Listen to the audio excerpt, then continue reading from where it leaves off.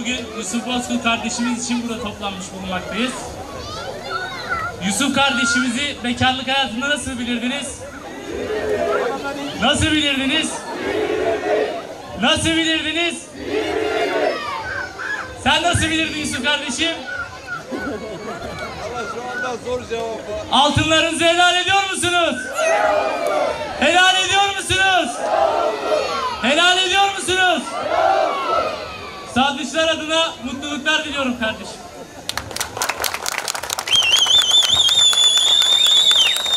Şöyle kocaman bir alkış alalım.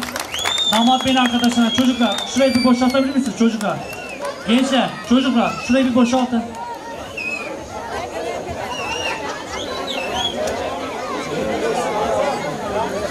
Bütün anne babalardan ricam herkes çocuğunu yanına alsın lütfen. Herkes çocuğunu yanına alsın.